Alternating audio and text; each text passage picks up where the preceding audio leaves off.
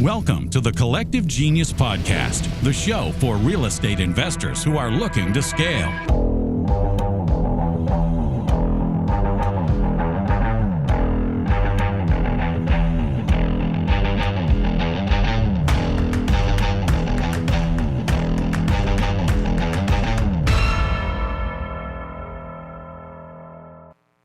Welcome back into the live Collective Genius Podcast. We are here live at our CG Select and Elevate events in Sarasota, Florida. We have been talking gold standards over the last day and a half, and I am honored in welcoming our next guest who did a gold standard presentation yesterday from the main stage. Please welcome in Mr. J.T. Von Lintig. Awesome last name, by the way. Thank you, Leon. Honored to be here. Thank you for having me on the show. This is, guys, if you are someone that, is full of excuses why you cannot do this business at a high level, you will want to buckle in and to listen to this pod, because JT, get this, and I'm going to let him tell you all the details, but JT lives in New York, but operates in Huntsville, Alabama. I don't think you could find two places that are farther away from each other in regards to culture, probably. You can't, and that's why we love it so much. You got the Yankees in Huntsville. So why don't you tell everyone what the niche that you have in Huntsville, your virtual, all of that stuff. Sure. So me and my partner, Chris Mignon, we live on Long Island. We operate in this Huntsville, Alabama market. We did about 80 houses last year. We do mostly fix and flip. Right now, it's actually pretty even split of wholesale, fix and flip. And our wholesale, we break into like just a clean junk and list and like a strategic renovation. So very heavy on operations right now with raising money, funding deals, building out our project management arm, and then just always working to be as best as we possibly can at anything sales related. So in 25, we're January 2026 now doing this pod. In 25, there were a lot of markets that days on market had gone up significantly, and it affected cash flow for a lot of real estate investors. That cash conversion cycle went from 30 days to 90 days or 120 days or beyond. How was it for you guys doing fix and flip and hotels as your main strategy? It felt like there was blood in the streets in Huntsville, Alabama. It was an incredibly difficult year for us. We saw it coming, though, and we adjusted accordingly in late 2024. We started seeing those days on market go up. In our market specifically, there's heavy new construction. In the 300, some of these new constructions are selling for $150 a square foot. We're competing with that. Sure. And they're giving out these incentives, $10,000, move in for free and get $10,000, right? So late 2024, we made some significant operation changes to underwriting and to what kind of quality product we wanted to deliver to the market. We started bringing in designers. Love that. Just trying to be the best product on the market at the same price as everything else, right? Houses don't sell themselves anymore. We needed something to stand out. We found that flooring choices, fixture choices, paint choices, like things that don't really break the bank or marginal material costs were having a huge difference on getting these things on the market and sold. Love hearing that. That's something that in markets like Dallas, Texas, where in Fort Worth, where there's a lot of new construction, fix and flippers, I think of Hunter Jarvis presented on that specifically on how they had to step their game up for their rehabbing, and it wasn't a major change. It was just bringing in a designer because you are competing against new construction. If you're in a market where there's a bunch of new construction, the markets like Charlotte and Dallas and those places, it doesn't mean you can't fix and flip. What it means is you've got to look at it from a different lens and come in specifically with people that are professionals to help you move that asset. Love hearing that. We were talking before the show about, that's the things that are right up your alley is no excuses. And you did a presentation yesterday on a gold standard of something that I think is super important. If you don't have this position, listen up. This is a role that you need. And this particular presentation was the gold standard of them hiring a relationship manager. As we started this show with, JT's in New York. Obviously, selling or buying homes in Huntsville, it can be done virtually. But you guys have found a niche, and we talked about this before, in this room with relationship managers. You've seen a couple presentations. You took heed to those presentations, and you developed this position. How did that start? You watched. You mentioned Paul Myers. You mentioned Cam Moore and their presentations that you watch, and you said, "All right, this is what we're going back to implement." It's 100% what happened. So what me and Chris do extremely well is implementing. Like, we will go to multiple meetings here. We'll really pick out, maybe a new position, maybe changing a process from what we learn in these rooms, and then put together a plan really based on our EOS structure. Like, we'll put an annual goal together, we'll break it down into rocks and roll that out. That's been our success with implementing. So for the relationship manager position specifically, huge influences on that was really Paul Myers and Cameron Moore. Paul Myers is, I think, probably the best relationship manager in the room. His presentation on how to do it was excellent. I don't think they ever saw a tremendous amount of success hiring that position out. So we took that, we understood what kind of potential this position had if an operator was doing it, and now how do we refine that down into this is one person's sole responsibility, is making those relationships with the people who have access to deals. Cameron Moore was also a huge influence because he was doing a deal a month just by having brokerage presentations. So I met with both of them multiple times, which is why this group is so awesome. We met, we talked about like, hey, I'm thinking about rolling this out. How would you do it? Taking bits and pieces from every person we talked to and then just putting a plan together. Love hearing how you saw something that you knew could make a massive impact on your business and then sought out. I've said this many times on the pod that, the information is available if you seek it. And, for those that sit on their hands, they'll still get plenty of return from being in the room.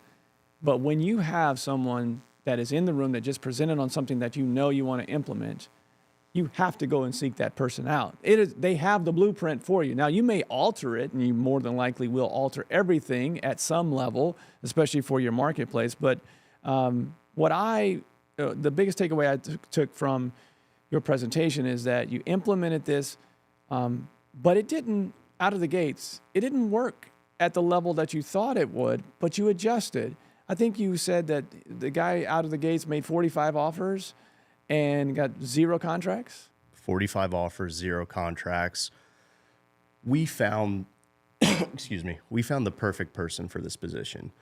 And we set expectations as good as you possibly could. We said, hey, this is going to be messy. We have a loose plan in place. We kind of want you to figure it out. Love that. Set expectations properly. And that's what we did very well. And what we do with every employee is like creating that psychological safety, is like you come speak up as often as possible when you feel like there's an issue. So he was making all these relationships.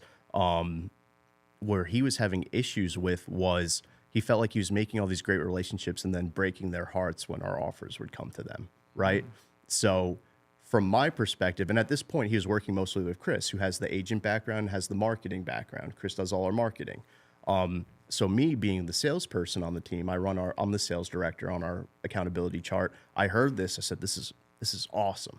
This is the best possible news. Where we're falling short is we don't have a sales process in place to make these offers the correct way. We're not going deep enough. One, we're not qualifying these leads as well as we should be, and we're not producing some kind of anchor to kind of lead the agent into this offer, not just... He felt like he was sucker punching these agents with these really low offers. And his job is to build relationships. Exactly. And if he feels like he's sucker punching them, they probably feel like that as well. So you're setting him up for failure. And that's what was happening. That he was making these offers, these agents would never talk to him again. So that was where we needed to figure out a sales process, and I feel like we did a very good job of that. I love that. Again, figuring things out. Your solution was setting up structure and process and training. Like the point I want to make from this is you saw 2 presentations, you developed a blueprint. Understanding that it was going to be messy before it was great. My buddy CJ Moss talks about that. It'll be a lot messier early, but eventually it'll be pretty. You understood that. you had the blueprint, but just having a blueprint and relationships within this group does not mean equal immediate, especially immediate success. You had failure and then you said, all right, we're not going to give up on this. That's the big thing. If I look at all of my time in the Collective Genius, for those people that implement new things, there was a gentleman upstairs today was talking about in his introductory introduction as a member, he said, I just don't quit. And a lot of times in this business, the people that continue to grow, it's just they outlast everybody. Yeah. They go, I'm going to find a way. You obviously said, we don't know what we're doing yet, but we do know this. We know that because we run EOS, we know that our solution is ultimately we're going to go back to the structure that we developed for this person, develop a good sales process, and then train and train and train some more. And that resulted in what? A lot of revenue driven to our company that we wouldn't have had last year, and we really needed it. I think it's all those things, and it's the ability to always see the gain within the gap. And that's what we do well. We have that tenacious drive to never give up, but there's always something good going on. And you really have to find that and then start to nurture that and grow that into something. And that's what we did. That's exactly what we did with this position. If you do this well, let's say in 26, you do this well for 12 months with this gentleman in this position, relationship manager, if you do well, what could that mean what are you projecting in revenue this year from this role? So we did our annual department planning. He's shooting for $800K in revenue. And that was set by where he wants his personal goals to be. Okay. Like for me, when I hired him, I said, I want this position to produce $500K in revenue. Did that this year. Do I want to push it as high as possible? Yes, but we're very into making sure those numbers align with what keeps the employees happy. So like now he's driving towards a personal goal that does incredible things for the company. This particular role, obviously if it's 800 this year, it'd probably be over $1 million in 2027 if it continues to grow. You mentioned earlier that there's a specific person you were looking for, and he was perfect. Obviously, you're in New York, he's in Huntsville, so this is boots on the ground for someone that's from that particular area. It makes total sense why you would do that. What were you looking for in this role? So what we were looking for, and we were guided towards that by those people I was talking about. Paul Myers, Nick Elo is another. He didn't present on it, but he implemented this. Cameron Moore. And what I realized is they were looking for people who understood real estate, mortgage brokers, real estate agents. And I started to think like, hey, that may not be the best person. I wanted someone who has the ability to close. I wanted someone who had the ability to form those deep connections. And what I picked up from a lot of them was this has to be someone who's willing to commit 100% to this. This can't be an agent or a broker looking for a side gig. So with those things in mind, I put an ad out on Indeed. I advertised the salary at, I think, between like 100 to 150K or something around there. And we got a lot of these agents, brokers. We got like community managers at apartment complexes. Then Justin showed up. Justin was a real estate agent in 2023 for 1 year, not successful at it. Quit doing that, went into car sales. Excellent car salesman. I think he did like 250 car sales in this past year, but he applied to this job because he's like, I love real estate. I wasn't successful at it. I hate being at the dealership 60 hours a year. Yes. Yeah. Some of my favorite hires in sales were finance or salespeople from car dealerships because the hours, if you're trying to raise a family, it's tough. It's just really tough. Yeah. And he was experiencing that burnout. Exactly. He also had a coaching background. He's like an elite gymnast. Wow. So all those things combined into me just talking to him and assessing, he has a very high emotional IQ. That made him the perfect fit. And he also followed up with me about 5 times before making a decision. So follow up, high EQ. How was his COG score? Do you remember? Did you do that? I did do that. It was around, I think it was around 250. Okay, so there's, for those that are not familiar, the COG score, in addition to any type of personality test, predictive index is the one that's used mostly here at the Collective Genius. Guys like Eric Brewer, who is a former car sales guy, he won't hire below a certain cog. Yeah. Especially for these positions where you have to make quick decisions that are accurate decisions. That's what the cog score is. And you want someone that has high IQ and high EQ, because there's going to be time where people tell them to go pound sand. It's just part of it, right? Yeah.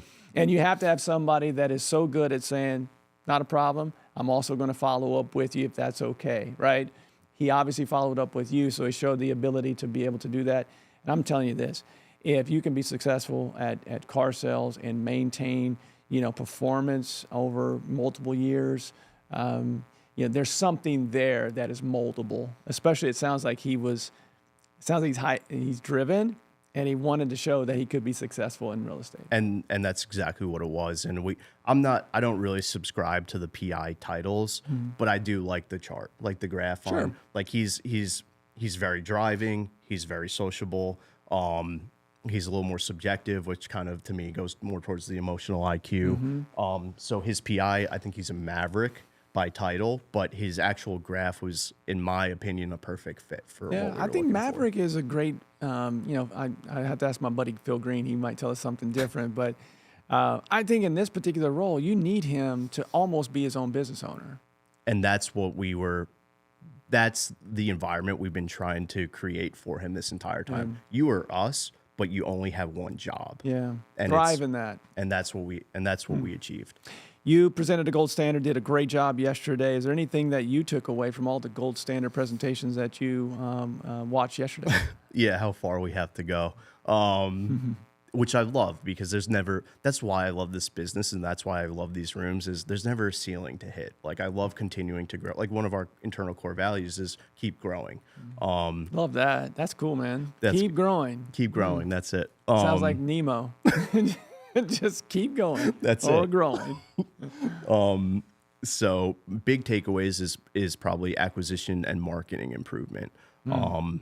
We're quite a bit off from the like Ren's gold standard on acquisitions. Appointment to contract is a specific statistic we're working on. We're trying to get up significantly, but marketing, like what Candy and Joe presented on, that's the definition of like a premier level business in my eyes. Love hearing you say that for that very reason, because that is the whole reason we asked them and other premier members to present.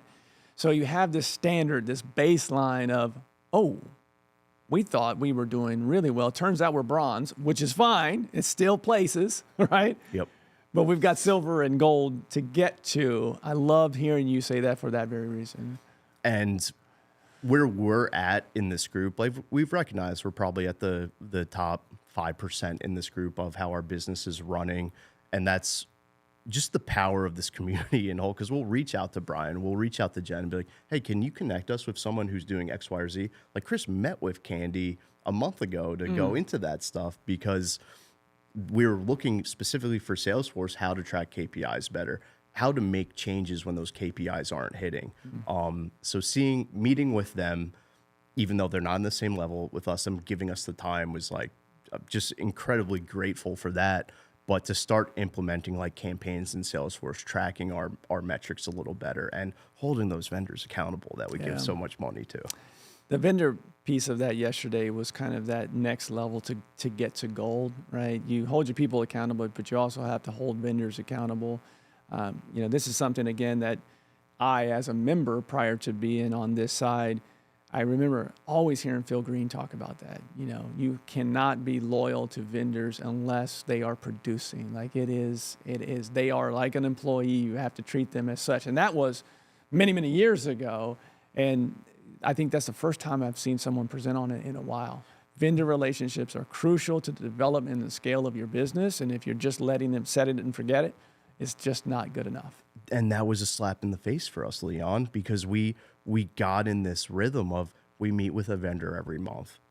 That's 3 whole weeks where their metrics, they may not be performing at the level we need them to. Would we ever do that with an internal employee? No. We meet every week and go over scorecards. So if they're not performing, that was like the 0 to 1 for me. Yep. It's like, get them in a meeting that week if these metrics are down. And I will tell you from my own experience, service providers want to know that they're doing well for you. And a lot of times they don't know unless you tell them that they're not producing at the level that you expect.